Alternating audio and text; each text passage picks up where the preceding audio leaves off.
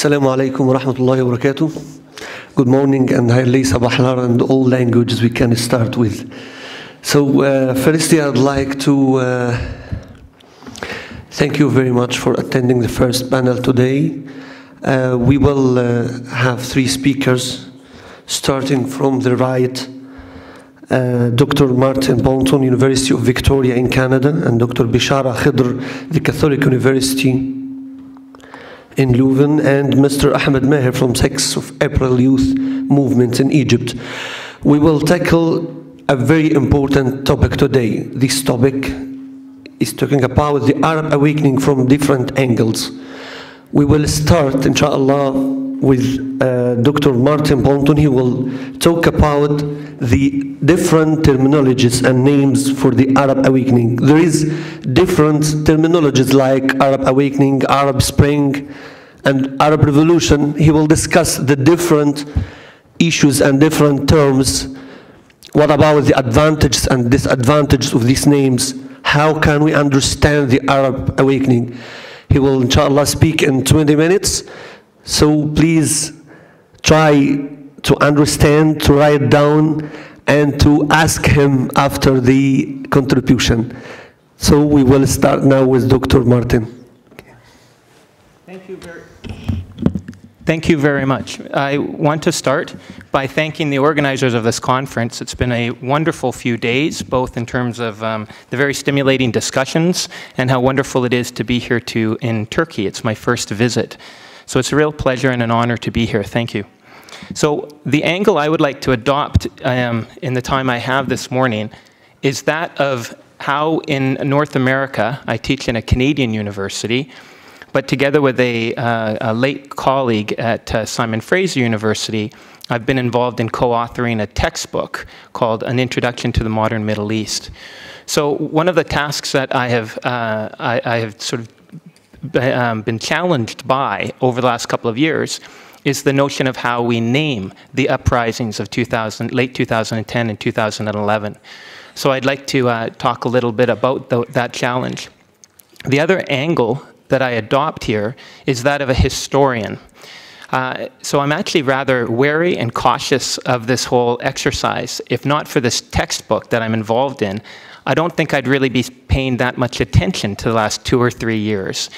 As a historian, that's far too soon to make sense of what's happening. We like to wait until the dust settles a little bit. It's been such a bewildering series of events over the last 2 years. Moments that seem of significance one day can turn into something very peripheral within a week or two.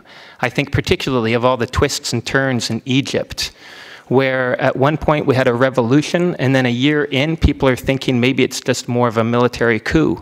I remember on the first anniversary of the Egyptian, of January 25th, there was an Egyptian commentator who said if 1952 was a coup that turned into a revolution, then Egypt in 2011 risks being a revolution turned into a coup.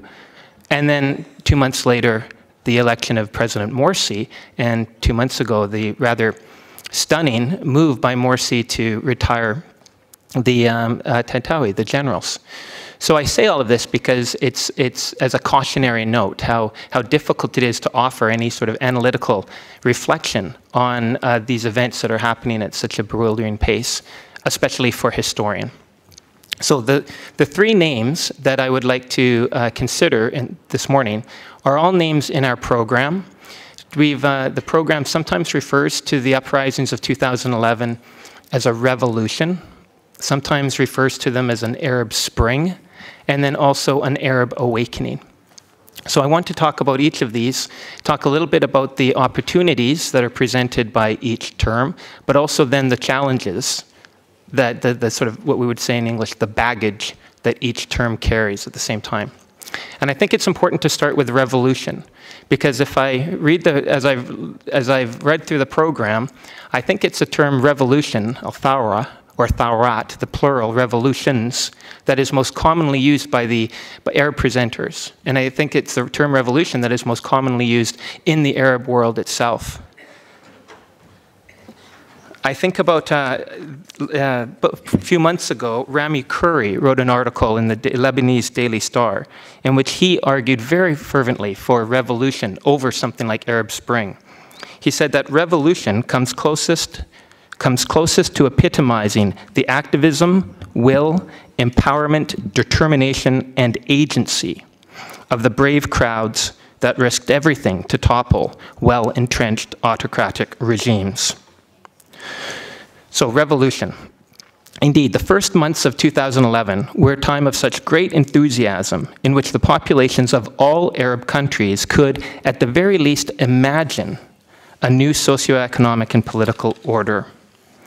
However, the events of 2011 are still only beginning. They will take themselves years to work out. Revolutions do not happen in a season. They may take a decade. This is something most historians know quite well. They may not happen at all a decade later. Nonetheless, it is impossible to ignore how deeply runs the general feeling among the Arab publics that so much has already changed. After decades of being subjected to ossified political structures, corrupted economic reforms, Arab publics are more empowered and less fearful. Citizens' willingness to risk their lives in peaceful waves of protest to demand a better future, one that is framed in very universal terms of social justice, dignity, the rule of law. The point is that this has already proved to be revolutionary, that the youth in many Arab publics have broken what some sociologists have referred to as the barrier of fear. I was on one panel discussion where an Egyptian said, "We know our way back to Tahrir Square." So something very important has already changed in terms of the occupation of sort of political space by the youth in many Arab countries. In that sense, very, very revolutionary. On a related note, some people think about the important role played by social media, Twitter, Facebook, etc., as in and of itself revolutionary. So we hear reference to something called the Facebook revolution or Twitter revolution, or in the words of Wael Ghonim, who Obama referred to as the Google guy, as he wrote a book called Revolution 2.0. Now we've heard quite a bit over the last couple of days about the role played by Facebook, by Twitter. The interconnectedness of the public protests was indeed remarkable, and there's no doubt that the internet played an important role in mobilizing the opposition.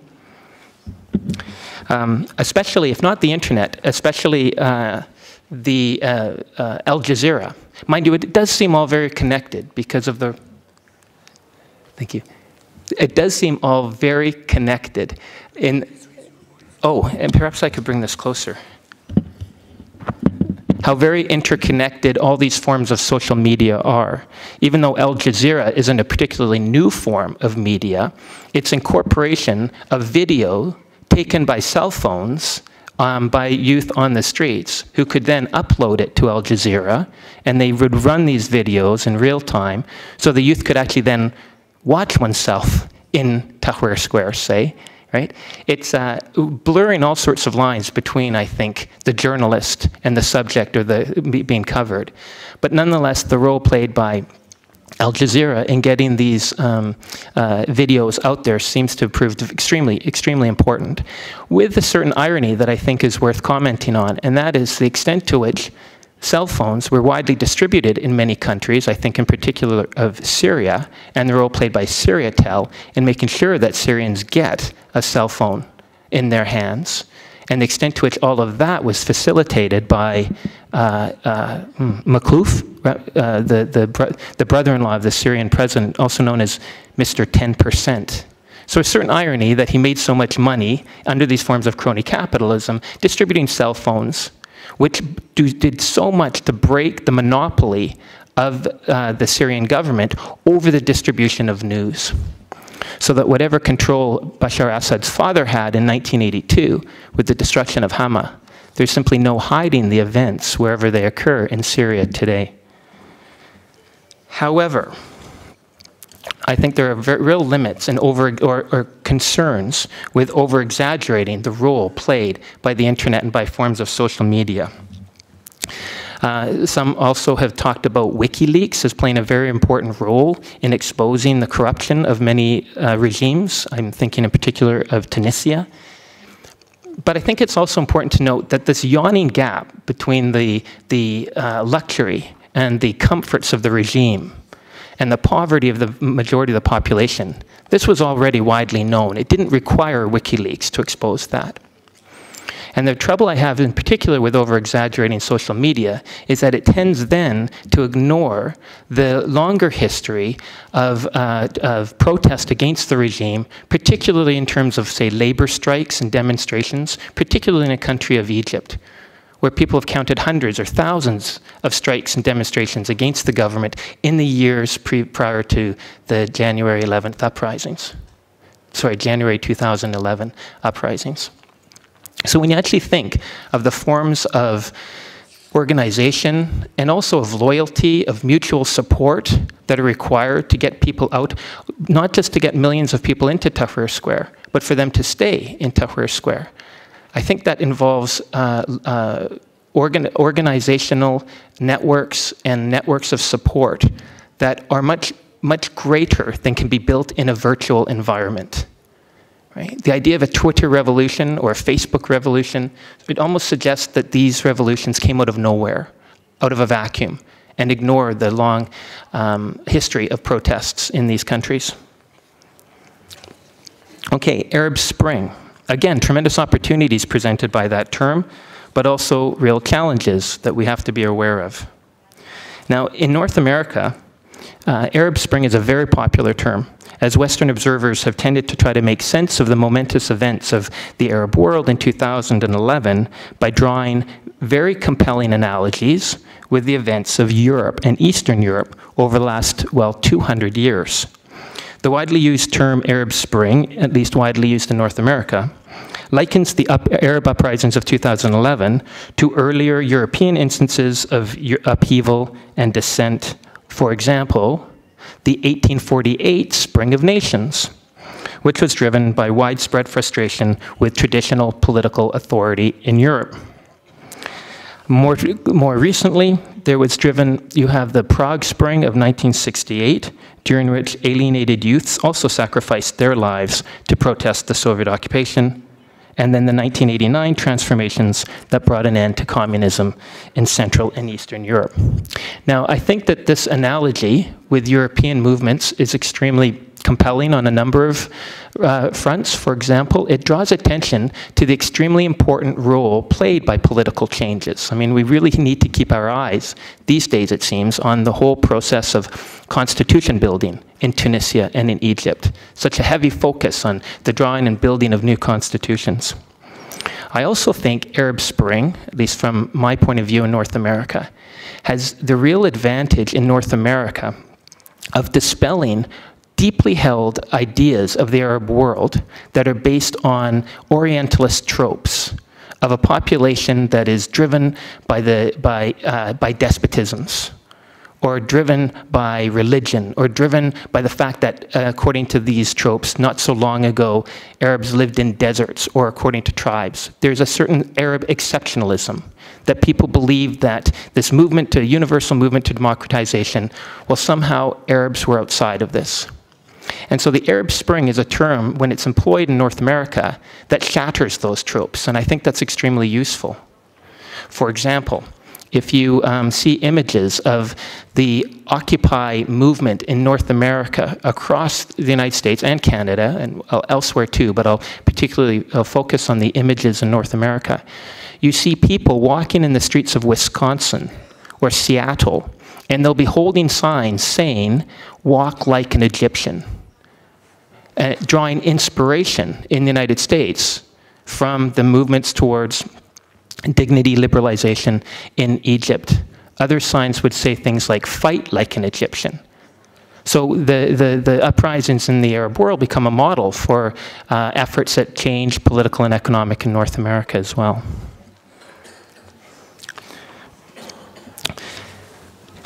However, there are also, and we've heard of some of these troubles over the last couple of days also, but there are real challenges that need to be appreciated when we use the term Arab Spring. I think the largest challenge is, as we discussed yesterday in one panel, the extent to which it denies the Arab uprisings its own role in history. Right? The idea that somehow there's a universal process from despotism to democracy, it's a sort of trajectory that's universal, and now Arabs are on that trajectory, as opposed to understanding the specific context and circumstances in which this is working out in the Arab world. The other problem I think we need to be aware of when we use the term Arab Spring to describe what's happening is the extent to which I don't think it captures all of the transformations that are in fact taking place. Yes, some Arab voices are turning to Western models of political constitutionalism and political change to seek inspiration for new ways of organizing politics, political liberalization in the Arab world. But the pressing and widespread concerns aren't necessarily just for democracy, but for dignity, self-empowerment, a fair distribution of national resources. So these issues around equity and justice and dignity and empowerment aren't necessarily well captured by a term like Arab Spring, which links it too closely to simply those trends towards political liberalization in Europe. For example, one wonders about the impact of the Arab uprisings on Palestinian society, in particular in terms of greater political liberalization or political changes on the ground towards statehood. Although I'm not in a position really to comment on this, I would draw attention to a recent article written by Nathan Brown, where he argued, his point was to say that it's more important than a call towards political liberalization, may be the call for rights around dignity and empowerment and social justice. That in terms of the impact of the Arab uprisings on Palestinians, it may not be about a democratic state. In fact, the idea of statehood may not resonate so much today as it is about trying to achieve Palestinian rights in other contexts, in other ways. Perhaps we could talk more about those other ways, but the idea of Arab Spring being simply about constitutional changes as opposed to the wider issues. In another way, just because democracy won't solve all the problems. Right? Okay. Arab awakening. Now, Arab awakening, I think, is also very useful on a number of levels, but again, also carries certain problems with it. The term Arab awakening, I think, is extremely useful in that it locates the historical significance of the uprisings in their regional, as well as, I would say, historical interconnectedness, and in the responsiveness of the populace of each Arab country to what they see happening in other Arab countries. Now, as I read the program, Arab Awakening was translated in the program by the organizers of the conference as Intifada. And this, I think, is extremely interesting because it links the events of 2011 in earlier events of political and social change in the region itself.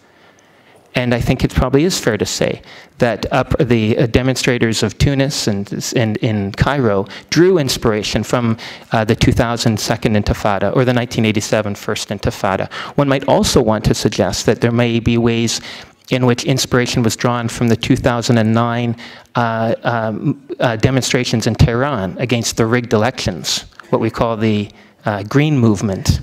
Or in Lebanon, the Cedar Revolution. Again, all these terminologies are so complicated, can be complicated and difficult, but nonetheless, there's a regional context in which this unfolds. The Arab Awakening, for me, can't but raise comparisons to one of the very first books I ever was asked to read on the Arab world, and that was by George Antonius, called The Arab Awakening. And in this sense, then, perhaps we want to think of an Arab reawakening.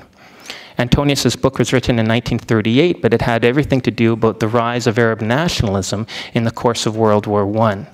And there's a very important historical context, then, I would like to suggest, that we are reminded of when we think of the uprisings of 2011 in terms of an Arab awakening or Arab reawakening. Professor Steinbach mentioned this on the very first panel we had on Tuesday morning. The extent to which, in World War I, the Arab revolt was one of the first attempts to try to recapture the struggle for Arab independence. the failure in that sense of the Arab revolt to bring about independence in the Arab world and bring about instead the dismemberment of the Ottoman Empire into various colonies ruled by Britain and France, and for that matter divided up according to borders, artificial, contrived borders that represented more European interests than the interest or any sort of political or demographic or social or economic reality on the ground, that these borders reflected European interests. This is all part of, I think, a 20th century history that's extremely important to understand. That the 2011 uprisings don't simply belong to the first part of the 21st century, but are very much part of a fulfillment of a longer historical trajectory dating back to the dismemberment of the Ottoman Empire. You had, in the interwar period, the establishment of colonial regimes across the Arab world, which organized the economic policies and the political policies, the foreign policies of these Arab countries according to European interests. If we think about the populist reform movements under Nasser, or what Professor Steinbach referred to as the second wave in 1952, and the failure of those efforts at both political independence and economic development, the extent to which those movements, that movement in fact stagnated and turned into the sorts of political liberalization reforms of Nasser's successors, or of his colleagues under Assad and elsewhere, right? Then we can think of the whole process leading to 2011 as being very much part of the same history of the making and remaking of the state in the 20th and 21st century in the Arab world. Thanks. Oh, yes, I'll pass it on, sure. So, and so this, I think, is extremely important, and I want to come back to it. The idea that it was the working out of these artificial contrived boundaries over the course of 100 years that provides an important historical context for understanding the 2011 Arab uprisings. Now, the third advantage, I think, if we think of, or the second, sorry, the advantage of using the term Arab awakening is that, of course, it seeks to understand or draws attention to the cultural identification that comes from speaking the same language, sharing a sense of history. And all of this, of course, played a key role in pushing the demonstrations of Tunis eastward to Cairo, maybe back again to Libya, but to moving the demonstrations eastward across the Arab world. Various demonstrations in various countries modeled in very important ways the demonstrations in Tunisia. I'm thinking about the terminology around days of rage, and perhaps the most important is the slogans that repeated themselves again and again around the people want the fall of the regime. Al-Shab Yurid. And this goes from Tunisia to Egypt. And I believe it is the graffiti that was scrawled on a wall in Daraa by children who were then abused by the Syrian police. Okay, I'll start to wrap this up, because the question that I would then like to ask in terms of, or the way I would problematize the notion of an Arab awakening is, who then are the people? Because if it's the same terminology being asked from Tunisia to Egypt, Palestinians too, but the people want the unification of Hamas and Fatah, or the people want. What's an interesting question is, who are the people? Because at that point, in terms of the goals, in terms of the objectives, it's not Arabs, it's not Muslims. At this point, it becomes very much around Egyptians, or Tunisians, or Syrians. Right? It's fascinating in North America to think of invoking the idea of an Arab world, because we don't do that very much academically. There are very few centers of Arab studies compared to centers for Middle East studies. Very few textbooks on introduction to the history of the Arab world. I mean, there are some very important exceptions to this. I think of Albert Harani, and then recently Eugene Rogan wrote a history of the Arabs. And the Timon was very useful. But most textbooks are around the history of the modern Middle East. And the Middle East is defined to include Turkey and Iran, and not to include North Africa. So there are very important reconceptualizations happening here, while at the same time, I think, at the end of the day, we need to really locate these studies within the context of the independent countries. I have a short anecdote, and then I'll draw my conclusion.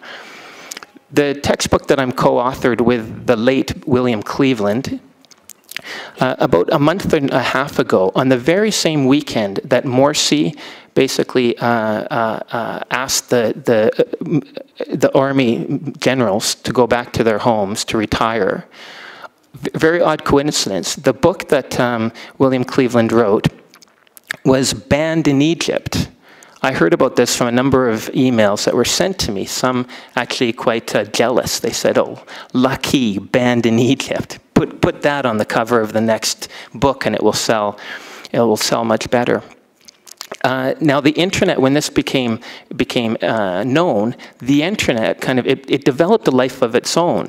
The coincidence with the Islamist government in Egypt taking power from the generals at the same time as the book was banned suggested to many that this was living proof of why we don't want Islamist governments, that they will just go out, they'll ban books, they'll cause all sorts of problems, reestablishment of the caliphate. The internet kind of took off that way.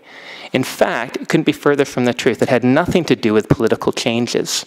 What it had to do with, the banning of the book, was the fact that a border was drawn between Egypt and Sudan that the censorship authority didn't like.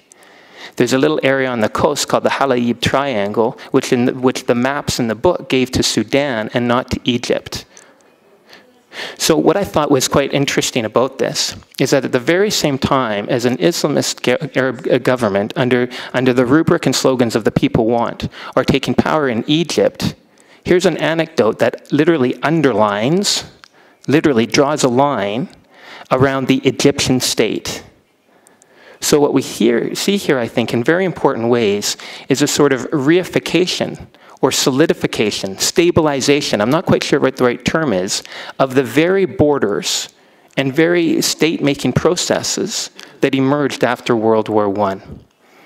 The idea, as Sami Zubaydah said in a very important, interesting article back in the early 1990s, that the political arena, the arena that defines politics here, whatever the terminology we use around Arab awakening, Arab Spring, Arab revolutions, is at the end of the day very much still defined by the states as they emerged in the 19th and 20th centuries. Okay, thank you very much. Yeah, thank you very much for you, Dr. Martin, for the powerful presentation. You have tackled different issues and points here, and we would like to stress about the different perspectives of Dr. Martin's presentation. He has discussed the issue from two main perspectives, a historical one and the terminology or a scientific background for the different names and terms for the revolution. At the end, it has been done, alhamdulillah, that we have an Arabic awakening or revolution. But finally, we have to stress about the several points of Dr. Martin's presentation. He discussed the issue from the North American perspective mainly, and now we have another criteria from the European-Arab relations. Dr. Khader, Dr. Bichara Khader, he's the director of the Arab Study and Research Center at Leuven University in Belgium. He's an author of 27 books in the Palestinian Arab world and Euro-Arab relations. He will speak on a very important topic that we need to stress here and focus, which is the European-Arab relations and what about the effect of the Arab revolutions from the European perspective. We think that Dr. Khader will, inshallah, finish his presentation in 20 minutes exactly. In order to manage this panel, we have to be very professional, and we need to give you the space to ask and to discuss the issues with the speakers. We will start now, and please try to hear and understand and write down your comments. Thank you, Chairman. Thank you, Chairman. I shall speak loudly in order to be heard. I shall speak slowly in order to be translated correctly. And I shall speak briefly also, as you ask, to leave some space for debate. You will have a paper of 35 pages, which is a report on the European Union and the Arab world from the Rome Treaty until the Arab Spring. I cannot read this paper. I will not even skip through it. It is too long, but I shall summarize it in 20 minutes as you ask me to do so. As you know, from European perspective, the Arab world has been looked at best, as an oil well, a huge market, and at worst, a turbulent and dangerous environment. Thus, the core objectives pursued by the European Union in the last 65 years in our region has been market penetration, access to energy, and security interests from European perspective. Under various initiatives and umbrellas, the Euro-Arab relations have been framed by 6 major initiatives, European initiatives. In the 70s, Europe launched what we call the Global Mediterranean Policy from 1972 until 1990. At the same period, the European Union, after the first oil crisis in 1973, launched with the Arab League what we call the Euro-Arab Dialogue, which was very prominent from 1974 until the Venice Declaration of June 1980. Third, we had the renewed Mediterranean policy in 1990 until 1996. But the major 3 policies of the European Union has been, in 1995, the launching of what we call the Barcelona process, or the Euro-Mediterranean Partnership, in which Turkey has been a full-fledged member. Then in 2004, we had the European Neighborhood Policy. And finally, in 2008, we had what was called the Union for the Mediterranean. As a matter of fact, last week I was participating in a workshop in Barcelona at the headquarters of the Union for the Mediterranean, whose president, whose secretary general, is Ambassador Sijil Massi, a Moroccan national. During these years, as I told you, the main objectives have been market, energy, security. Obviously, other objectives have been mentioned in the European declarations, whether the communications of the Commission to the Council, whether the resolutions of the European Parliament, or the declaration of the European councils in the last decades. Other objectives have been mentioned, like the resolution of the Arab-Israeli conflict, and the democratic transformation of our region. My thesis here is that these 2 last objectives have been mainly lip service, declaratory, incoherent, and inconsistent, in the sense that the Arab-Israeli conflict has never been resolved in spite of declaratory intentions, while the democratic transformation through a sort of the normative power and transformative power of the European Union has not burgeoned whatsoever. This is due mainly to the fact that the European Union in the last decades mainly entertained cozy relations with Arab autocrats, leaving aside the civil society organizations in the Arab world. In other words, the civil society organization has not been taken seriously.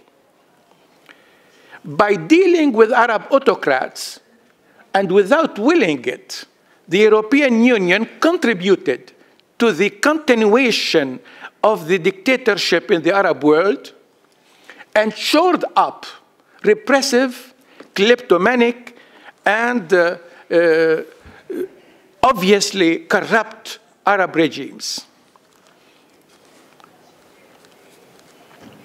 This is because the European Union has prioritized security over reform. It is due to the fact that these regimes has performed functional and instrumental roles as security guarantees, which were mainly status quo in the region. And these regimes have been considered as watchdogs in order to prevent irregular migration or to allow for free access or free flow of oil to European markets. Now the Arab world has a total population of 370 million inhabitants in 22 Arab states. While the European countries are 500 million with 27 members, next year 28 members, and the European Union has immense interest in our region. The total trade of the European Union with the Arab world represents annually 250 billion euros. This is a huge sum of money. We are not an insignificant quantity from European perspective. On the other side, Europe imports from our region 60% of oil and almost 20% of gas.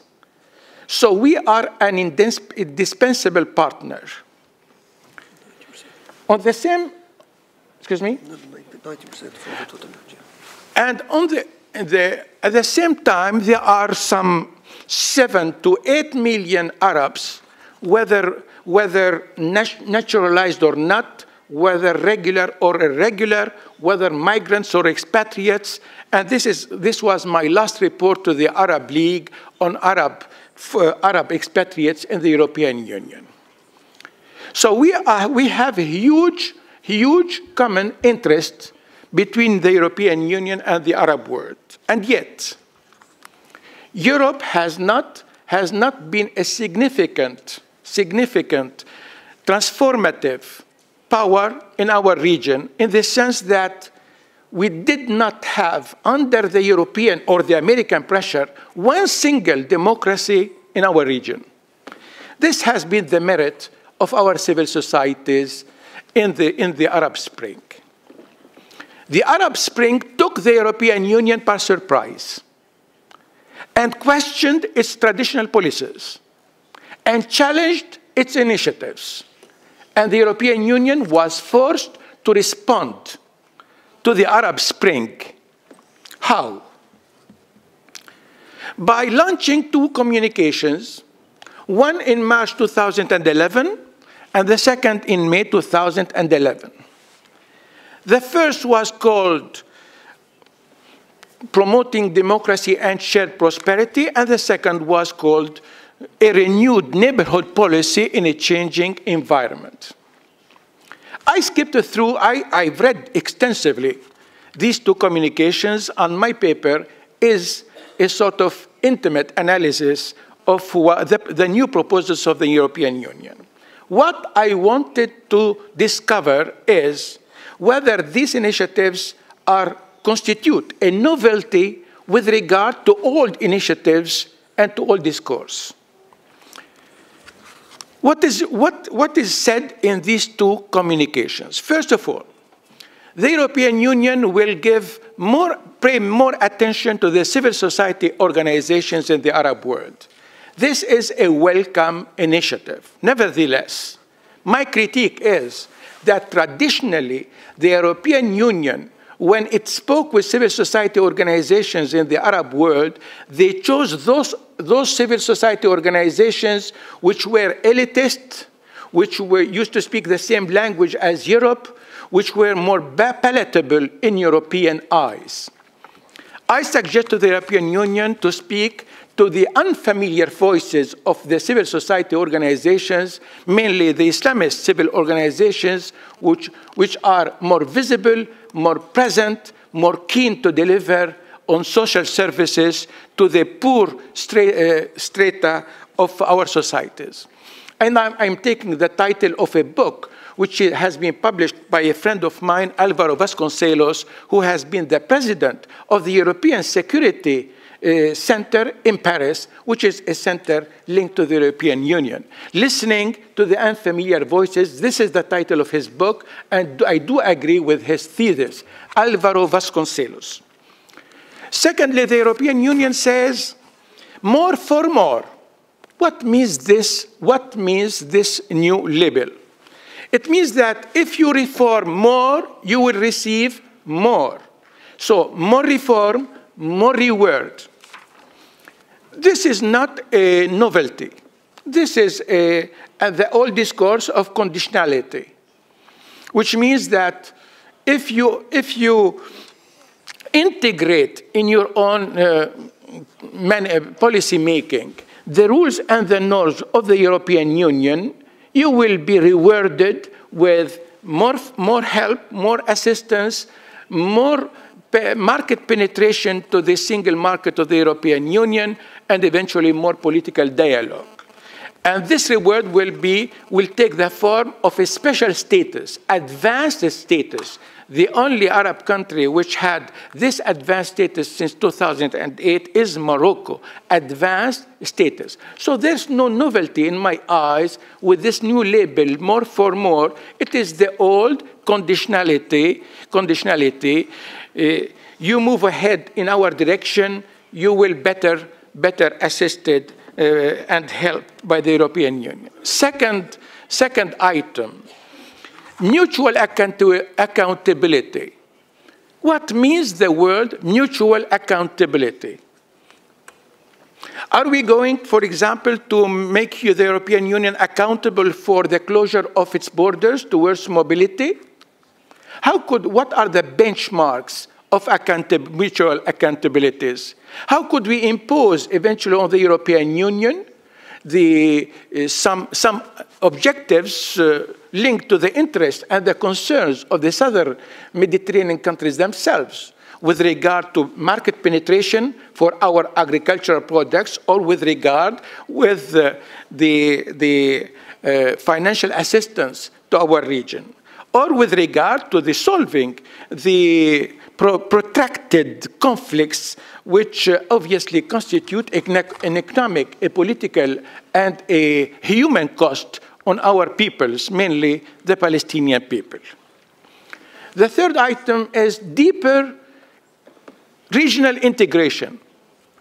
What means deeper economic integration?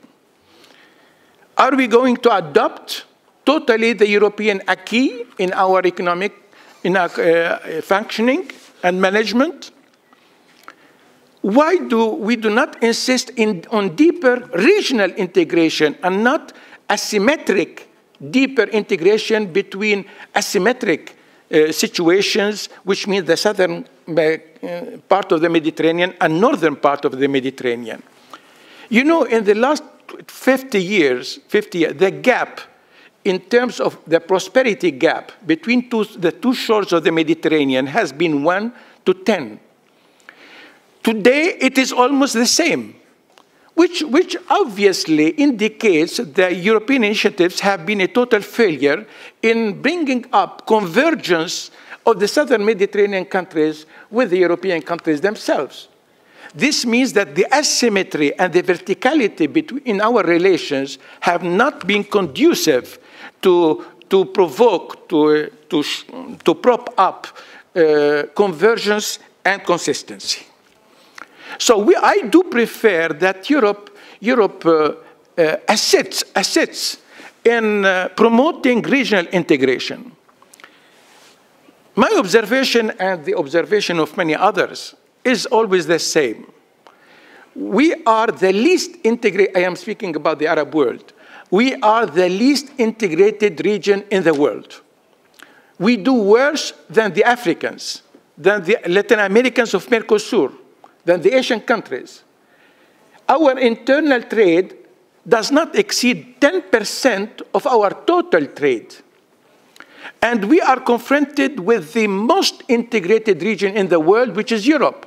70% of total trade of European countries is done within the European countries themselves. Only 10% within the Arab countries themselves.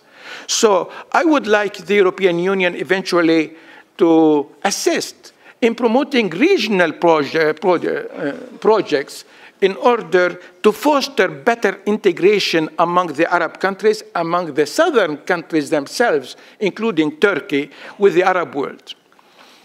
The third element is democracy promotion and facility endowment for democracy promotion. It is not a question of resources. Resources are good, but empower the people to speak with real civil society organizations and eventually to assist by advice, not by lesson, to assist these countries to consolidate the nascent democratic transformation in our region would be better than only to provide resources to regimes, and most of the time during the autocratic regimes of the Arab world, most of these resources have been diverted by the regimes themselves. This explains why there are many Arab dictators who probably will die very rich and obviously billionaires. The other issue is civil society facility. That's good in order to promote dialogue with significant, real, visible, representative civil society organizations in the Arab world. Well, Europe is trying to answer. The question is whether this answer is adequate or not. In my opinion, it is insufficient.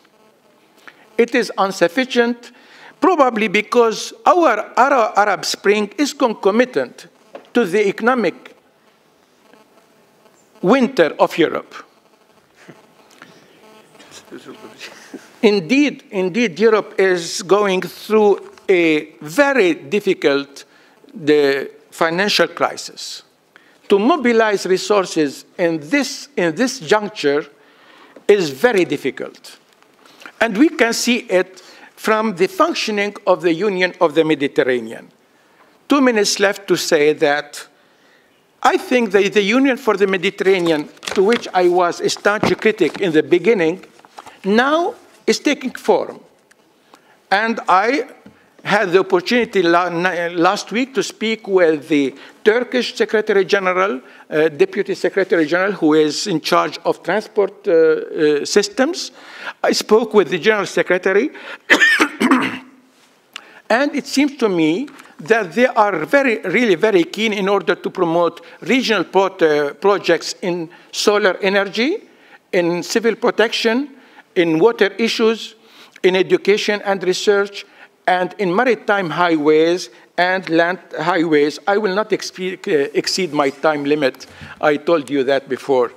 So this needs to be supported. Unfortunately, these are projects which should involve private and public sector. Public resources are limited, while private sector is still very shy. The private enterprises, they don't want to put billions of dollars in projects in a context which is perceived in Europe and the United States as unstable and unprecise context. This is the real situation. So what is therefore my suggestion for Europe? First of all, to engage with significant civil society organizations who are representative, visible, and unfamiliar. Secondly, to mobilize resources, but also to resort to cooperation with Gulf states, with the United States, with international institutions in order to mobilize sufficient resources to finance the regional projects. Thirdly, Europe cannot shelve the Arab-Israeli conflict and think that it will be resolved by itself through the passage of time. This is an idiocy. the Arab-Israeli conflict in the popular sentiment is a core issue. Not only for the Arabs, for the Muslims, for all those in Europe and the United States who are keen to see this conflict resolved with justice and dignity for the Palestinians. Now, what I see in the United States during this campaign is alarming. Both presidents are vying with each other in order to garner support for Israel, which is an occupying power. What is the message Europe and the United States are sending to the Arab peoples with dignity who went to the street not only to ask for jobs, but they went to the street to ask for dignity, because this humiliation of continuing protracted conflict in Palestine is certainly hurting the sensitivity of all the Arabs and obviously endangering the very initiatives of the European Union. Thank you very much.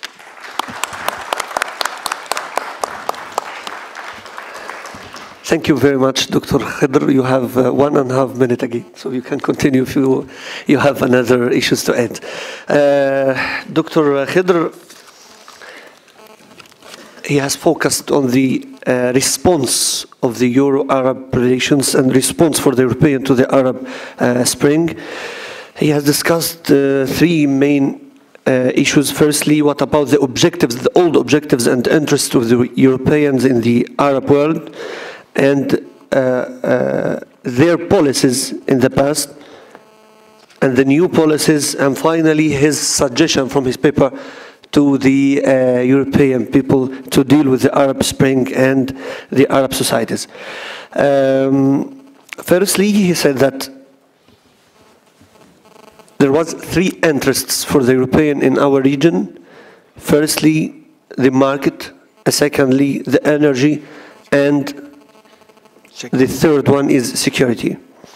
The policies of the European towards Arab world was the global Mediterranean policy and Euro-Arab dialogue, and finally the renewal Mediterranean policies.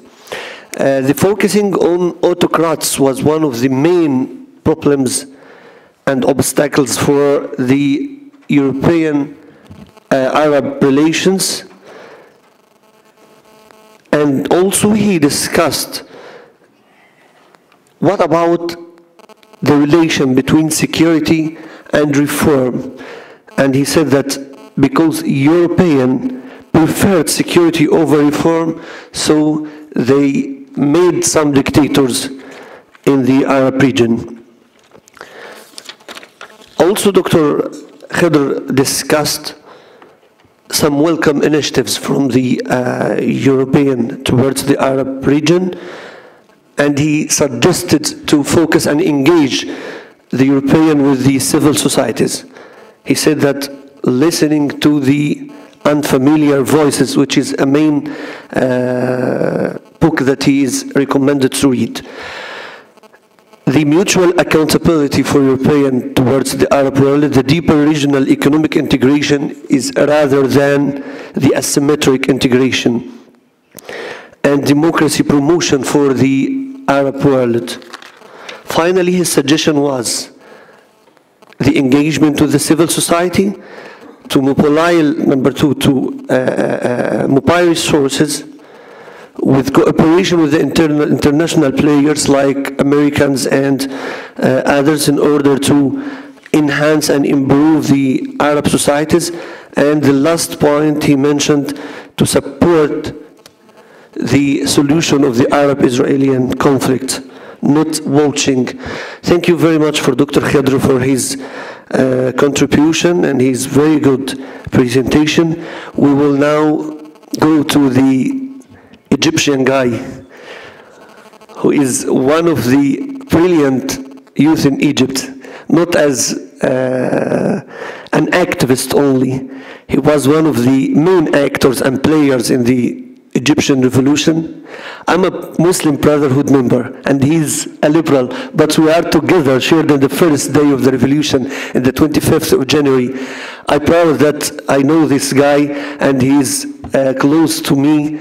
I will give him the floor to empower all the people about the Egyptian revolution and to express what is the empowerment for the youth before revolution and after the revolution.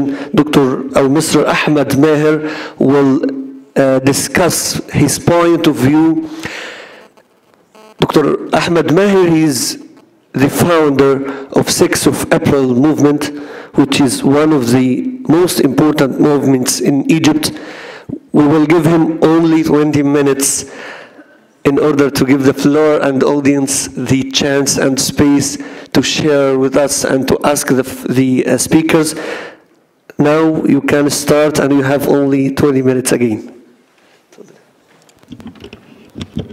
Thank you for this presentation. And Arabic? شغال عربي؟ ماشي. Okay. Okay, I will speak in Arabic. Mr. Ahmed will speak in Arabic, inshallah. Okay. لو انجليزي ممكن شغال. طيب السلام عليكم. الأول طبعا بشكر الزميل على التقديم، وكذلك بشكر المنظمين على وجودي في هذا المؤتمر، واستفدت كتير بمعلومات من خلال الكلمات اللي سبقتني. وأنا أحمد ماهر، بشتغل مهندس مدني، مش دكتور، مهندس مدني وناشط سياسي من 2004. كنت عضو في حركة كفاية، ودي تعتبر من أول الحركات اللي في مصر اتكلمت عن التغيير في مصر بصفة عامة، وبحب دايما أذكرها في أي مؤتمر أو في أي لقاء عشان أذكر إن التغيير في مصر أو الثورة في مصر ما كانتش مفاجأة، وإن هي كانت ثورة ليها جذور، وإن هي مش ثورة فيسبوك أو ثورة تويتر كما يشاع في بعض وسائل الإعلام الغربية بصفة عامة. ثورة كان ليها أسباب، وثورة كان ليها دوافع، وثورة كان ليها مجهودات كثيرة استمرت لسنوات طويلة، بدأت يمكن من قبل 2004 وقبل 2005. حركة كفاية كان مجموعة من الرموز السياسية من مختلف التيارات تجمعوا من أجل هدف واحد، وهو إسقاط هذا النظام، وأن هو كفاية لحكم مبارك اللي أفسد مصر بشكل كبير، واللي كان ليه دور في إفساد الحياة السياسية وإفقار مصر ونشر الفساد والتعذيب وممارسات كثيرة جدا أضعفت من دور مصر الإقليمي ومكانة مصر الحقيقية، لأن مصر دولة عندها تمتلك ثروات كثيرة ومقومات كثيرة جدا، ولكن بسبب الحكم السيء وبسبب الاستبداد أصبح وضعها سيء، وأصبحت تابعة للولايات المتحدة بشكل كبير. فكان بداية حركة كفاية، وكنا كشباب من شباب حركة كفاية كنا بنحاول ندعم النشاط الاحتجاجي ضد مبارك من خلال أفكار جديدة، وكنا بنحاول نستخدم الإنترنت، الياهو جروبس، وقتها كان لسه مفيش فيسبوك، الياهو جروبس والبلوجز وأفكار مبتكرة في المظاهرات. واستمر هذا الأمر 2005، وكان ليه دور ضخم جدا في الحراك السياسي، وانتقل برضه لأكثر من دولة بعد ذلك على نطاق مختلف أو بشكل مختلف. حصل تضييق أمني شوية في 2006 بسبب برضو عوامل الضغط الخارجي أو عوامل الخارجية بشكل كبير، أو اتفاقات ما بين نظام مبارك والولايات المتحدة أو برضو الاتحاد الأوروبي بشكل كبير، إن هو كانوا بيعتبروه الاستقرار في المنطقة ومحقق للمصالح الغربية بصفة عامة. حصل تجديد أمني على التحرك في الشارع في الحركات الشبابية، سواء كفاية أو شباب حركة كفاية أو حتى جماعة الإخوان المسلمين أو أي حد كان بيحاول يتحرك في الشارع كان بيتم التضييق عليه. فنشطت في مصر حركة التدوين والبلوجرز في مصر بشكل كبير، وكان لها دور واسع جدا في تحدي النظام ونقل الأفكار ويعني إيجاد شبكة من النشطاء السياسيين في مصر بشكل كبير جدا، والبحث عن الهروب من الرقابة الحكومية اللي كان أو الأمنية اللي كانت عن النشطاء السياسيين. تواصل كبير مع العمال، وده كان هدف رئيسي، لأن هو لابد من إيجاد رابط سياسي ما بين الديمقراطية والقضايا الاجتماعية، لأن كان الناس فاكرة أن الديمقراطية هي رفاهية، فلابد من الحديث وتوجيه خطاب مباشر للناس أن الديمقراطية هي الحقوق والحريات والعدالة الاجتماعية. فده كان خطاب مباشر، وكان في تواصل مستمر مع قضايا عمالية كثيرة، يعني أدى لي بعض العمال محلة، ودي أبرز الإضرابات العمالية في مصر، أبرز التحركات العمالية في مصر. أطلقت دعوة الإضراب في المحلة يوم 6 أبريل، وإحنا كشباب نشطاء سياسيين تبادلنا هذه الدعوة وحولناها لدعوة لإضراب عام في مصر كلها، ولجأنا لوسائل كثيرة كان من ضمنها الفيسبوك وتويتر. وأعتقد إن إحنا يعني قد نكون من أول المجموعات اللي نشطت في استخدام الفيسبوك وتويتر كوسيلة وليس كهدف في حد ذاته. بعد أحداث ضخمة في يوم 6 أبريل نشأ جيل من الشباب انضم للحراك السياسي بصفة عامة، ونشأت حركة 6 أبريل، وكانت هي تعتبر شكل آخر من شكل المقاومة السلمية اللي بدأته حركة كفاية، ولكن كنا عايزين نكون مختلفة شوية، إن هي فيها أكثر نشاط وأكثر ديناميكية وأكثر بحث عن حلول مبتكرة.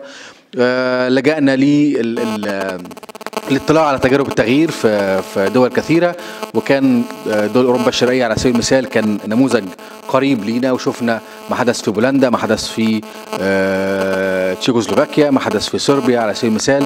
شفنا تجربة مارتن لوثر كينج وغاندي. علم اللاعنف أو التغيير اللاعنف بصفة عامة درسناه، وشفنا أفلام وثائقية وترجمنا كتب ومقالات عن هذا العلم بشكل كبير. طورنا من أساليبنا في التحرك. في عام 2000 هذا الكلام كان في عام 2008. في عام 2009 بقى في حركات أكثر موجودة في مصر بشكل كبير. كنا متعاونين مع كل الأحزاب وكل التيارات، ما كانش عندنا أي مشكلة مع أي حزب أو فصيل سياسي. واحنا في عندنا أعضاء كثيرين من خلفيات مختلفة، ولكن تحكمنا مبادئ واحدة أو أيديولوجيا واحدة أو أفكار يعني محددة، وهي دولة مدنية ديمقراطية يحكم فيها حكم رشيد. هناك يعني مبادئ العدالة الاجتماعية والمساواة،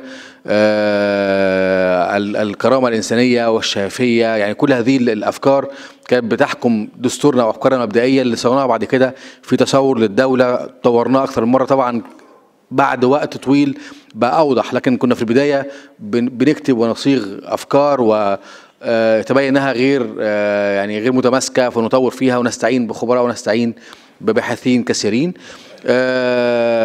دي افكار بصفه عامه. ما كانش عندنا مشكله مع اي فصيل سياسي نتعاون معاه في ظل هدف جامع للناس كلها.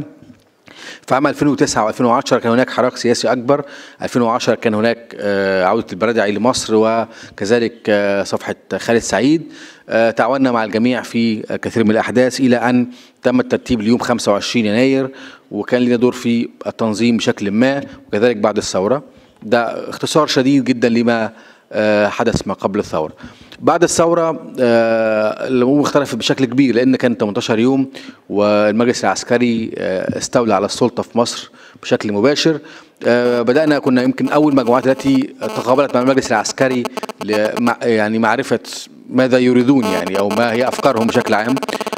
وجدنا بعد فترة بسيطة أنهم بيخادعونا، يعني ان المجلس العسكري هو جزء من نظام مبارك، ليه نفس المصالح، نفس شبكه رجال اعمال، ليهم مصالح خاصه، توريدات وصناعات واقتصاد غير معلوم، مصالح بالغرب قايمه على معونه وقايمه على مصالح وسكوت على امور كثيره.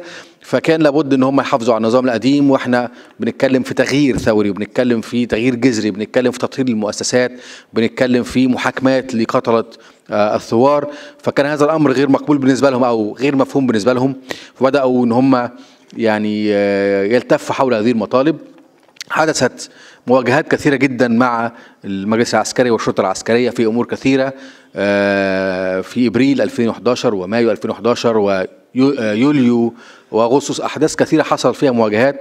وكان هناك يعني مهاجمه مباشره لحركه 6 ابريل عن طريق المجلس العسكري واعلامه واجهزته، من اجل يعني تدمير مصداقيتها في الشارع المصري وتقليل قدرتها على الحشد والتواصل مع الجمهور بشكل كبير. وحتى هذه اللحظه لا تزال هذه الشائعات التي تم ترويجها بشكل منظم تؤثر بشكل كبير، ونحاول ان يعني نوضح الحقائق للناس.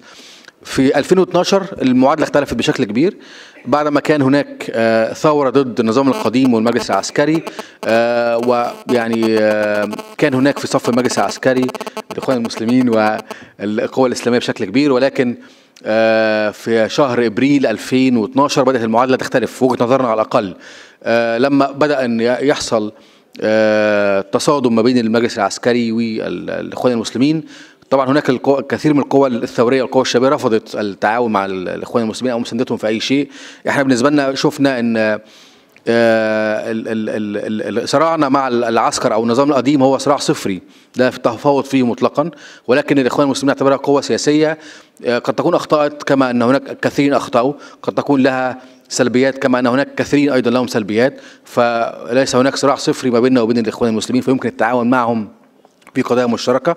ورحبنا بعودة الإخوان المسلمين لمربع الثورة أو كما اعتبرناه كذلك يعني، ورفضنا أن نتحزب ضد الإخوان المسلمين أو نحارب الإخوان المسلمين في هذه المعركة، وقلنا أولوياتنا هي إزاحة حكم العسكر من السلطة. وكان هذا له دور في انتخابات الرئاسة، لأن لما وضع انتخابات الرئاسة وضعنا في اختيار ما بين الرئيس مرسي أم شفيق، اخترنا مرسي ولم نختار شفيق، ودعمنا رئيس مرسي في انتخابات الرئاسة بشكل كبير. وحتى بعد انتخابات الرئاسة أعطيناه فرصة حتى الآن من أجل يعني يكون هناك إصلاحات في شكل الدولة بشكل كبير، وأيدنا أي خطوات كانت لها دور في إنهاء حكم العسكر وتفكيك النظام العسكري اللي كان حاكم أو ازدواجية السلطة كما تسمى. ده الوضع الموجود بعد الثورة. بالتأكيد هذا القرار من دعم الدكتور مرسي سبب لنا مشاكل مع أصدقائنا من باقي القوى الثورية أو الأحزاب المدنية بشكل كبير، لأنهم شايفين إن التعاون مع الإخوان المسلمين أو دعم رئيس مرسي هو خطأ فادح. بنعتبر إنه كان قرار مهم لإنهاء حكم العسكر، ولكن مش ده معناه أن نكون على طول خط في اتجاه حركة جماعة الإخوان المسلمين. دلوقتي الأمر اختلف، طبقا برضو لرؤيتنا، ممكن أي شخص آخر أو أي فصيل آخر يشوف رؤية مختلفة عنها.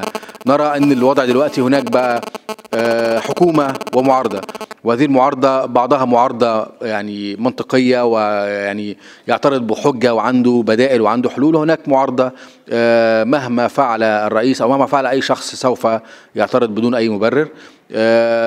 حتى الخريطة السياسية بقى فيها تغير، حتى من كنا نسميهم فلول أو اللي هم أتباع النظام السابق دلوقتي بيتلونوا بأشكال كثيرة جدا، وبقى في قبول لتواجدهم على الساحة غير ما كان هناك رفض من فترة طويلة. الخريطة السياسية اتغيرت في مصر بشكل كبير.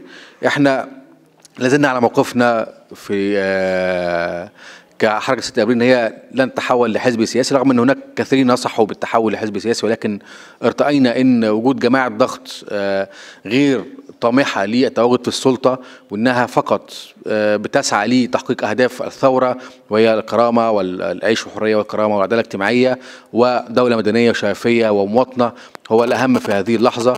وإن من غير مناسب دلوقتي أن نتحول لحزب سياسي ينافس الآخرين على التواجد في السلطة، ولكن إن كان هناك تحالفات انتخابية قوية ممكن أن ندعمها، وخصوصا أن احنا لنا دور مشهود ليه بأن احنا نستطيع أن ندعم أشخاص في الانتخابات أو نسقط أيضا أشخاص أو أحزاب في الانتخابات، كما كان موقفنا مع أحزاب النظام القديم أو أحزاب الجيدة التي نبعت عن النظام القديم.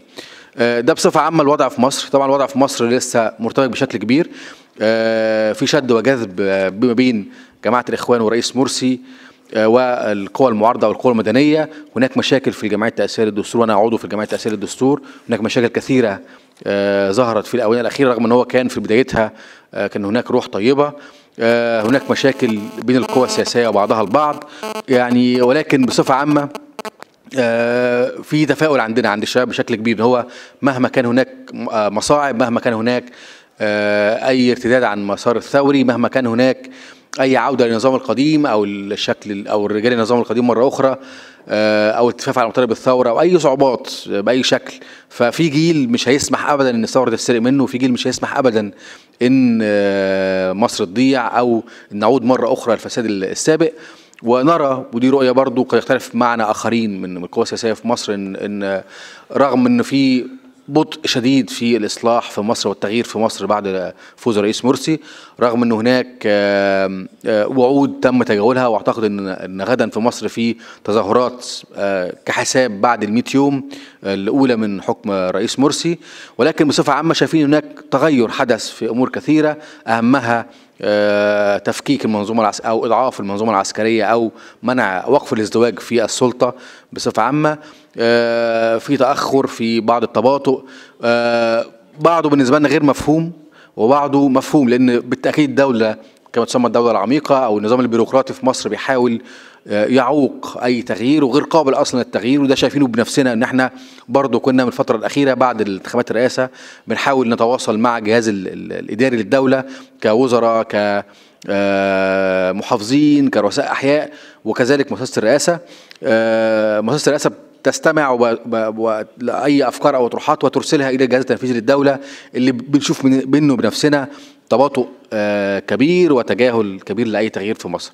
ففي بعض الوعود التي لم تحقق يعني نعتبرها تباطؤ أو تقصير من مؤسسة الرئاسة، وبعضها نرى أنه لسه الدولة عايزة تتغير، ولسه النظام القديم عايز يتغير بشكل كبير. ولكن بصفة عامة مع وجود معارضة لسه ما قوتش، لكن هتقوى في يوم من الأيام أو بتقوى كل يوم وبتزداد نضجا يوم بعد يوم، ومع وجود أحزاب ممكن تبقى أحزاب قوية وتعمل توازن في مصر بشكل كبير، مع وجود حركات أو جماعات ضغط زي 6 أبريل كل مهمتها هي مراقبة أداء الرئيس وأداء الحكومة وأداء حتى الأحزاب المعارضة، والتنبيه لأي أخطاء والنصح والمساعدة في أي مشاريع تنموية إن لزم الأمر. أعتقد أن كل هذه التركيبة، وإن كان هناك بعض التعثر، ولكن مع الوقت الجميع هيكون ليه يزداد نضجا أكثر في الممارسة، سواء كأحزاب سياسية سواء كجماعات ضغط سياسي. فبصفة عامة أنا متفائل، وحتى لو كان هناك أخبار عن مصر أن الوضع غير مستقر وأن الوضع يزداد سوءا، أنا شايف أن الوضع بيتقدم ببطء، ولكن مع الوقت هيبقى أحسن كتير. وشكرا.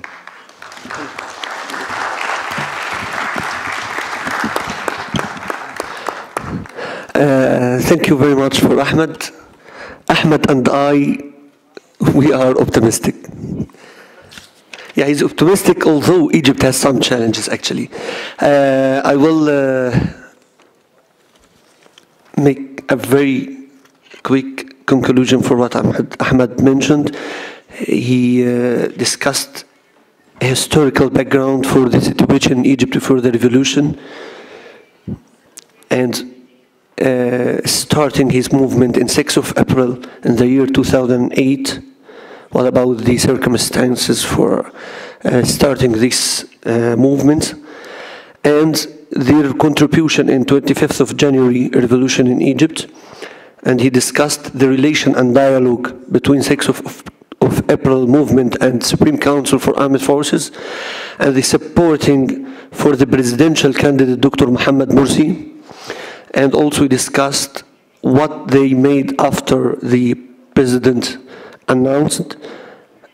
And he stressed on a very important point that 6th of April movement prefer to be a lobby rather than a political party. Finally, he said that Egypt now needs an empowerment for the opposition over the current government or the current elected regime. And actually I'm agreeing with Ahmed Maher. This is a very important point. We need to have a powerful government and also a representation for a powerful opposition in order to improve our country. Now I will give the floor the chance and space to share with us who is the icebreaker. You can start, but we need to have a microphone. Okay, thank you. Is it working? Yeah. You're welcome. I have 2 questions. One is for Mr. Bunton. Please, could you please... identify myself? Yeah. Please raise your voice, yeah. Okay. My first question is for Mr. Bunton. You said that you don't know exactly what people mean when they say people. People want to whatever. But I can think of the case of Syria in particular, where people are saying Ashab Suri, which is, they are always using the Syrian people. So I think it's pretty defining when they say that, because they are including all the people inside Syria. It was just a comment, not a question, in fact. It was just like, I didn't see that in other countries, as far as I know. So that's why I was speaking about the Syrian case in particular. أو كمان عندي سؤال لأحمد. شو رأيكم في حركة 6 أبريل فيما يخص حل البرلمان؟ يعني لأنه لحد الآن ما في برلمان بمصر، يعني شو رأيكم بشكل عام؟ Okay. Here.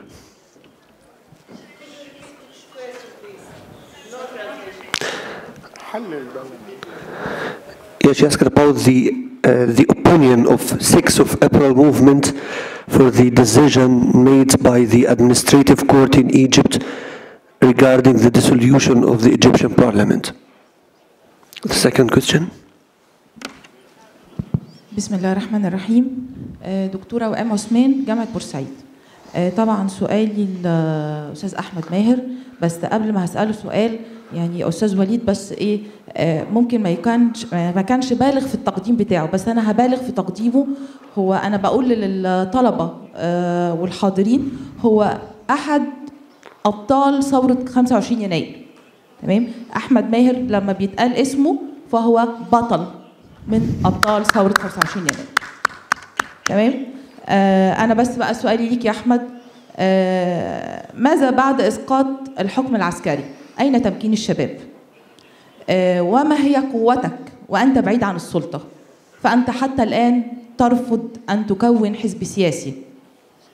ما هي أدواتك لتحقيق أهدافك؟ ما هو دورك هل هو دورك إسقاط أو نجاح أشخاص في الانتخابات؟ أين دورك في تحقيق الأمن الاجتماعي في مصر؟ أظن أن دورك في القضاء على الإشاعات السلبية حول 6 إبريل هو دورك في دعم الأمن الاجتماعي. طبعا أنت بتقول أن الثورة لم تسرق حتى الآن من الشباب نجاحهم. أظن أنه بدأ تهميش الشباب، ولقد سرقت الثورة منكم بالفعل.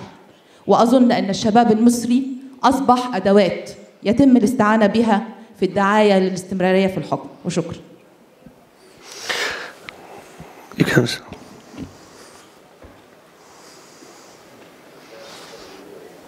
لا خلاص فيكم.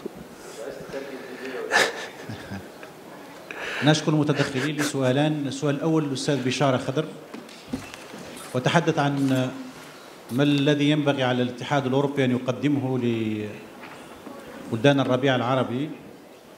سؤالي هو إذا كانت السلطات أو الاستابليشمنت في الدول الأوروبية نفسها هي التي كانت من قبل وكانت تتعامل مع المنطقة حسب المصالح التي تحدثت عنها، ولذلك كانت سياساتها هي مع بقاء الوضع.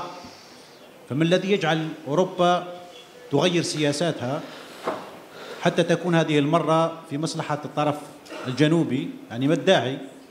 ألا يمكن أن تكون هذه فقط يعني فرصة حتى ربح وقت، ثم بعد ذلك أن تعود ريما إلى عادتها القديمة، يعني يبحثوا على أوضاع استبدادية في المنطقة، ويمكن أن يحتاجوا إلى ثورة مضادة حتى تعود المنطقة إلى ما سابق عهدها.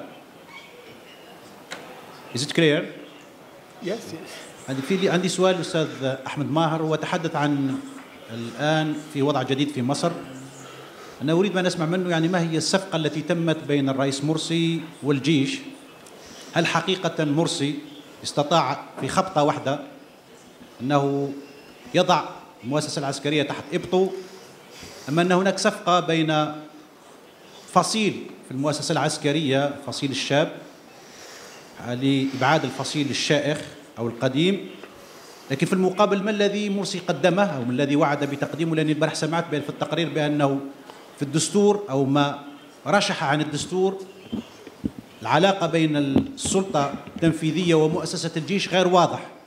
كيف ستكون العلاقة؟ فما هي يعني ما هو تحليلك لما حدث؟ وهل هناك عندك يعني شيء عن هذه الصفقة إن كانت موجودة؟ وشكرا. Thank you. Another question? Yeah, here.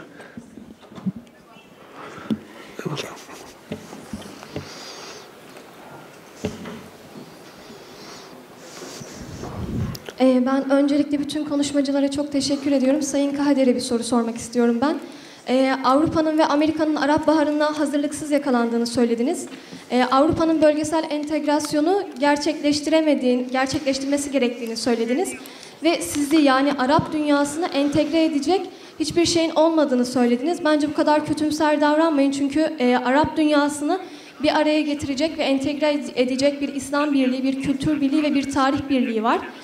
Ve nasıl onlara entegre edecek bir özelliğin olmadığını söyleyebiliyorsunuz? Bunu pek anlamadım ben. Avrupa'dan bu konuda yardım istediniz. Bence Avrupa Arap dünyasının sosyal kodlarına ve normlarına uygun cevaplar asla veremeyecektir. Sizin kendisinden yardım istediğiniz Avrupa daha çok medeniyetleri entegre eden değil, medeniyetleri çatıştıran bir konumdadır bence. Böyle bir Avrupa'dan yardım istemek bir entegrasyona sebep olmaz. Sadece Arap dünyasının sosyal kodlarını bozmaya arttırır bence. Niçin Avrupa'nın yapılaşmasını, sosyal yapısını, iktisadi yapısını örnek almak yerine Arap dünyasının kendi içinden çıkacak sosyal kodlara uygun cevaplar verilmesini beklemiyorsunuz diye düşünüyorum. Yani bence Arap dünyasının kendi içinden çıkacak ve kendi ihtiyaçlarına uygun olan sosyal kodların ve sosyal kodlara verilmesi gereken cevaplar olduğunu düşünüyorum. Teşekkür ederim. Teşekkürler. Yeah, here.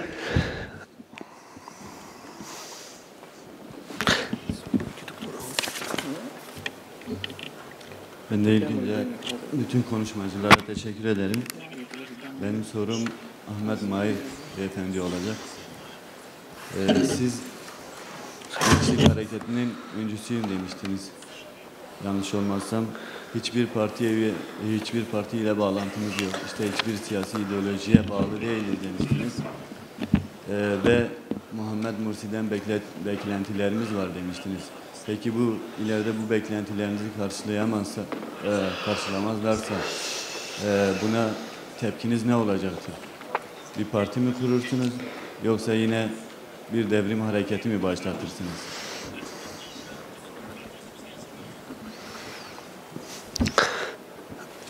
What about this side? There is no questions from here? Okay. So, okay, you can. Benan Dinçtürk, Professor of Biology from Sakarya University. I would like to make a few comments about Dr. Bunton's talk. It's very interesting, of course, this definitions of spring and awakening and, revolt and revolution. From a biologist's perspective, spring is incredibly a beautiful time of synthesis and new beginnings and awakenings for something which is dormant. I don't believe Arab societies were dormant. All the ideologies and different views were already there, which wasn't expressed. So I wouldn't call it a spring. Arab societies call it a revolution, you said. Mostly they called it a revolution. Revolution is something very different. In biology, if I make an analogy, it is degradation. It is blood, it is pain, it's mothers crying. So I think Arabs want to say something completely different. So spring, it's interesting, of course, awakenings, I can understand it, but I also understand it from the perspective of America, mainly United States of America, because Canada is a more egalitarian society in comparison, so I don't call it North America.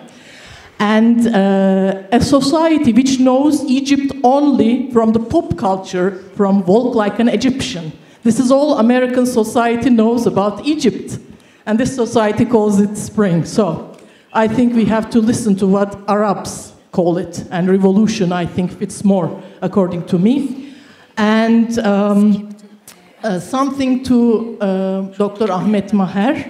I don't know in Arabic, Muslim brotherhood. Brotherhood and sisterhood, is this a same word?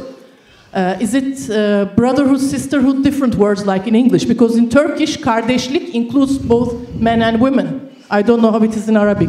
What I would like to say, you have to include the sisters as well. As long as this is a brotherhood and sisterhood, that will succeed as a revolution. So that is my point, because separate is never equal. I know Egyptian women participated in the revolution, but they were standing separate. Separate is never equal.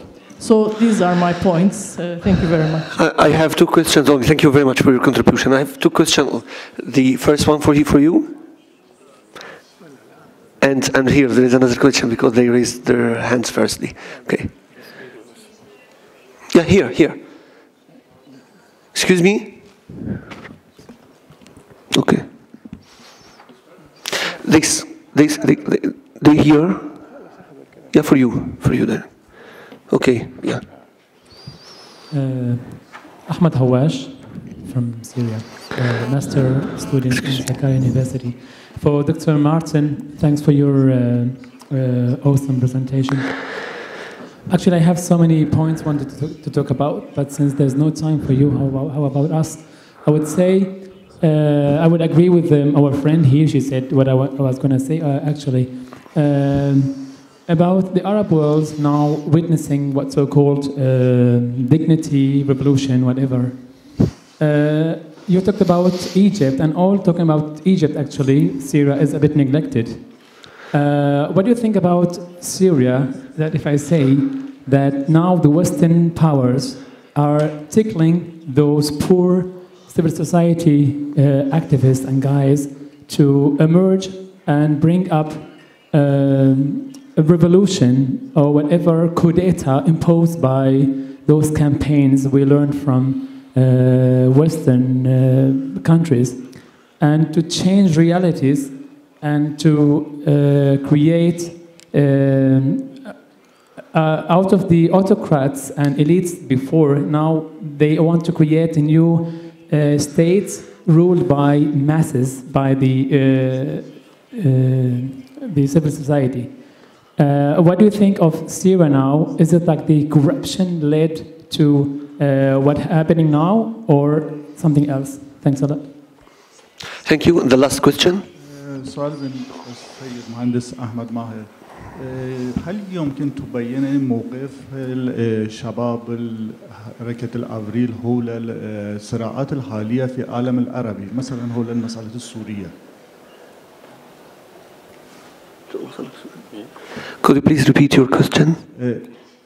هل يمكن تبينني موقفكم، موقف الشباب الأفريل، حركة الأفريل حول الصراعات الحالية في أقطار العربية، مثلا حول الأزمة الحالية في سوريا؟ So we will start from the very close right, Dr. Khader and Mr. Ahmed Maher and Dr. Martin. So we will start by Dr. Khader. No, thank you very much. Yeah, Dr. Khader will start actually. So he give you the opportunity to share. Yeah, okay. Go ahead, Dr. Martin. Yeah, no problem. Okay. Well, just to first thank you for the comments and observations. I am fascinated to know that it's the Syrian people, because and I think it draws attention to something quite interesting, and that is that as these slogans spread, and as various demonstrations and technologies and approaches spread, of course, what you have is one country learning from what happened in another country. One colleague referred to this as the demonstration effect. So, of course, it's going to be different, because Egypt will be different from Tunisia, because Tunis didn't have a Tunisia, right, in that sense. And so it could be that there are these modifications, and it could also be that in Syria there is particular stress on the Syrian people, given the attempts by the regime to try to separate and intimidate based on sectarian divisions, right? Yeah, and both in terms of then also trying to frighten the Christian population into supporting the regime. So I think it is extremely important, and that too is fascinating, because Syria itself is also then, to some extent, it was a construction of European policy. Now, when I say how contrived and artificial, that's not exceptional. Look at Africa, look at Asia, look at Canada. I mean, it's not like any of these other nations are any less contrived, right? This is the nature of that tense relationship between state and national identity. I think this is true about the term revolution being much more useful than any of the other terms, if for no other reason than that's the term that is used on the ground. However, as a historian, it's simply too soon to call things a revolution. I mean, revolutions don't, and this is another problem with spring, is I think first as a scientist, you know, December, January isn't even in spring, is it? It's winter. So it's sort of interesting that people took these events happening in the winter and called it. It's factually incorrect. But also is the idea that it should happen in a season. And of course, what is spring followed by winter? So people were far too quick to all of a sudden talk about winter when things weren't going very well after what, 6 months? So it's all about, I think it raises expectations incorrectly too. So I would like to think of the Arab decade, or something of that sort. And I think that's fair, that in terms of what we can expect from these changes. And certainly if you look at any sort of similarities, sorry, I'm speaking, if you consider similar processes in Europe and in North America, they didn't happen within a year or two. They happened in decades. Yeah. In terms of, there's one last point I wanted to make. Bashar al-Assad in Syria and how different it could be. Do you know there are a lot of American commentators who agreed with Bashar al-Assad, say in January, February, that somehow Syria was different, that Bashar al-Assad was younger and had already instituted reforms and was already ahead of the curve in that sense. And many commentators actually agreed with this, and they're going back on that work now and revisiting it. But some actually thought that it went back to Bashar al-Assad's succession to his father and referred to that as, I'm not making this up, the Damascus Spring, back when he became. I mean, the terminology becomes really quite revealing. In Tunis, people adopted Jasmine Revolution at first, right? I mean, and this was all, I think, leading from the colored revolutions or transformations of orange in Ukraine and green in Iran. So, and yet Ben Ali, when he succeeded Bourguiba, people talked about a Jasmine Revolution, associating it with the reforms of Ben Ali many decades ago. I think that in terms of Assad, of course, the situation, I think, is very similar, that the sort of crony capitalism, the insulting idea that power in a country can be inherited, that it can be willed from one father to a son, as though it was part of an estate. Sa'ad-ud-Din Ibrahim has this wonderful term of Gumlakiya. Have I pronounced that? Gumhuriya plus Malikiya. So it's sort of half monarchy and half republic, right? And this in, you know, the great republics of, and what is a republic? A republic is meant to succeed a monarchy. So the idea, I think that, I think the idea of, in Syria, I think we can understand the origins of the demonstrations in Syria in very similar lines with the origins in Tunisia and in Egypt. The one exception I would make is that at the same time as populations are learning from the demonstrations of one country to another, so we have that demonstration effect, of course the regimes are also learning from one regime to another. And this is, I think, true in Syria. It's probably more true in the Gulf countries, where very early on they start trying to buy their way out, or at least buy some time, by throwing a lot of money at it. Unfortunately, we have a very limited time, Dr. Martin, so we need to continue. Thank you very much, Dr. Khader. Well, as a prologue to my answers, very brief answers. May I simply mention that I had the pleasure to read last night a very good article on the same issue which I tackled. I've read an article in a journal published by this university by Zerin Turan, and although we did not consult with each other, we are reaching the same conclusions. My first answer to your question, sir, what should force Europe to change course? And is Europe capable of changing course after the Arab Spring? My answer is that Europe is under heavy criticism from various sectors, from the intellectual sectors. And indeed, last week we had in Barcelona our meeting of Euromesco, which is a network of 96 centers of political science and international relations. I can assure you that the criticism towards the European Union was almost unanimous. So Europe has discovered that its role as transformative power has been marginal. Its image in the Arab world has been tarnished. The gap between rhetoric and deed has been appalling. Its policies have been counterproductive, and its status quo-driven policy has led to stagnation. And therefore, it has to change course. Whether Europe will be able really to have a new vision, a new strategy towards the southern Mediterranean and the Arab countries, it has to be seen It has to be seen in the near future. The second answer to your question, why should the Arab prioritize their relations with the European Union and not with the Muslim world?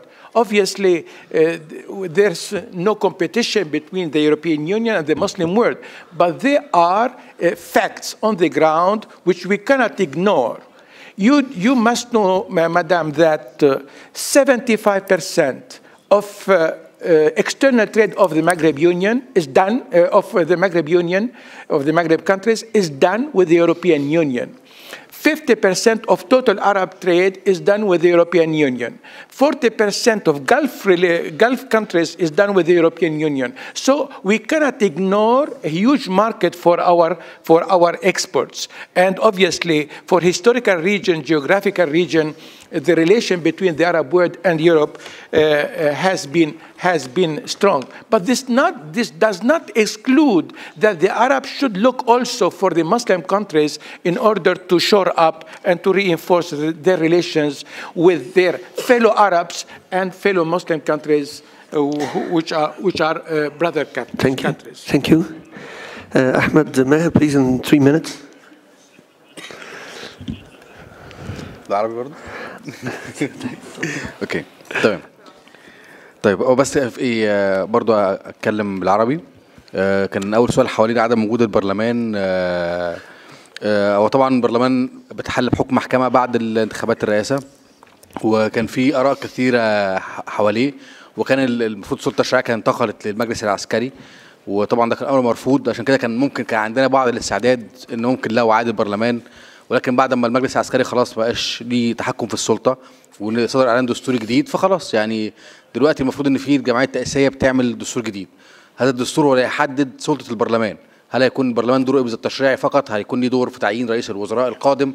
هل من سلطاته ان هو يشيل رئيس الجمهوريه ويسحب الثقه منه؟ يعني في لسه كلام كتير لغايه دلوقتي هيحدد سلطه البرلمان. والمفروض دستور ان هو حد اقصى ان هو يتم الانتهاء منه في ديسمبر 2012، وبالفعل يعني امبارح النسخه الاولى منه صدرت، ولسه يتم نقاش مجتمعي يحاوله، وبرضه في مفاوضات ما بين القوى داخل الجمعيه التاسيسيه بحيث ان يكون دستور في احسن صوره يعني. وبعد ان نخلص الدستور يكون في انتخابات برلمانيه، اعتقد ده يكون حل احسن. لكن لو عاد البرلمان مره اخرى هيكون غير مقبول شعبيا بشكل كبير ان هو لو عاد بشكل اخر يعني. تمكين الشباب وليه مفيش احزاب، موقفهم من السلطه، هو سؤال في نقاط كتير. اول حاجه ان اصلا دلوقتي دخلنا في للاسف الشديد في حاله استقطاب في مصر سيئه جدا، بقى يا اسلامي او علماني، وبقى في تكفير احيانا، وبقى في حتى الاحزاب، حتى القوى المدنيه نفسها بينها وبين بعض بقى في احزاب دلوقتي برضو بيخبطوا في بعض، لسه ما حصلش حتى حاله توحد بينهم وبين بعض يعني. فدي مشكله كبيره.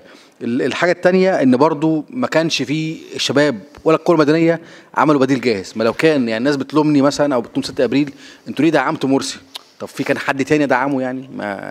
ما كان في حزب تاني ممكن ادعمه؟ ما كانش فيه. فلسه لغايه دلوقتي ما فيش فلما يكون في بديل او الشباب يكون عندهم بديل او يكونوا في احزاب قويه، اعتقد الوضع هيكون احسن من كده بكتير. دور الشباب في السلطه، هل هم في السلطه ولا لا؟ انا كنت شاهد يعني شكل ما يسمى الجبهه الوطنيه، دي اللي دعمت الدكتور مرسي في انتخابات الرئاسه ضد شفيق، وكان معظمها شباب رموز من رموز الثوره، وعرض عليهم تواجد في الفريق الرئاسي او مستشارين او مساعدين للرئيس. انا عرض عليا اكون مساعد لرئيس الجمهوريه، وعرض على شخصيات كثيره من شباب الثوره ان يكونوا عرضوا. بس برضو في فكره يعني في ناس بتتريق عليها ان هي فكره مثاليه، ان احنا عايزين نكون بعيد عن السلطه بحيث يكون دورنا في الرقابه اكثر حريه واكثر فعاليه. شايفين ان هو وجودنا بره السلطه هيدينا يعني حريه اكتر، ويكون مفيد للسلطه ومفيد للبلد كلها. يعني وجودنا في السلطه مش مفيد بشكل ما يعني. فعرض على ناس كتير يكونوا في الفريق الرئاسي من الشباب وما حبوش، وانا من ضمنهم يعني، وكذا اسم مش انا فقط يعني. دورنا في تحقيق الامن الاجتماعي، احنا شايفين ان هو تفعيل الرقابه الشعبيه ده شيء مهم جدا كحركات وكاحزاب وكمجتمع مدني. من مجتمع مدني قوي وحركات ليها دور في الرقابه الشعبيه وحركه ضغط تقدر تغير في اتخاذ القرار، واعتقد ده واضح يعني. كتير من قرارات اتخذت غلط بعد انتخابات الرئاسه كان الشباب له دور في وقفها، ولسه النهارده يكون في حاجات كتير خاصه بموضوع المحاكمات، وبكره هيبدا كل فصيله وكل حزب باسلوبه حوالين تقييم ال 100 يوم عامل ازاي يعني.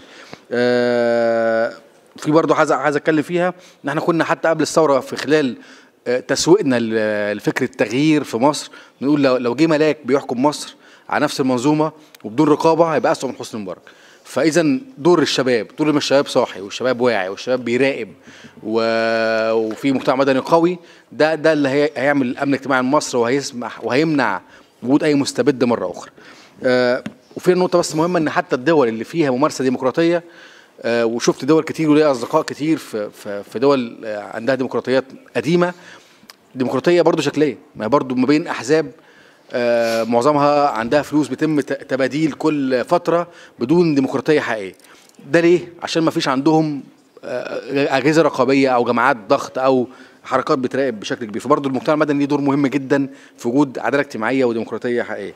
سريعا سؤالين الاخيرين بقى. سوريا بس سوريا. سوريا دورنا من اللي بيحدث في سوريا. بالتاكيد احنا منذ البدايه احنا بنحاول نساعد او ندعم اي تحرك ثوري في اي دوله عربيه وشايفين دوت دي او حتى في اي دوله اوروبيه كمان لو في اي موجه او اي تحرك للمعارضه بنحاول نساعد بقدر الامكان. ساعدنا مثلا في حركات في السودان تواصلنا معاها، في حركات في سوريا او مجموعات في سوريا تواصلنا معاها. الوضع في سوريا دلوقتي مختلف شويه ان هو يعني بقى يعني اكبر من امكانياتنا. احنا حركه لا عنف فخلنا ندي محاضرات او نتكلم في تنظيم الجماعات او الحركات السياسيه، لكن الوضع في سوريا بقى معقد جدا فبنحاول قدر الامكان نساعد في حاجه زي كده. وحتى كان تواصل مع حركات في الدول العربيه كتير في اليمن وفي المغرب وبنحاول نساعد الشعب السوري او الثوره السوريه باي شكل من الاشكال. وفي تواصل برضو مع حركات في اوروبا شبيهه بينا وفي امريكا حتى في وول ستريت علاقتنا بيهم جيده يعني وفي اكثر من مكان. Thank you very much for you Ahmed and for Dr. Khader and Dr. Martin. Thank you for your presentation and we have 2 points here in order to finish our presentation. The first one is this is an appreciation certificate for the speakers. Dr. Khader. And the second point that the very good news that I will not be the chairman for the next panel, but please be ready for the contribution from the speakers now. We will start the second panel soon. Thank you very much and Assalamu alaikum.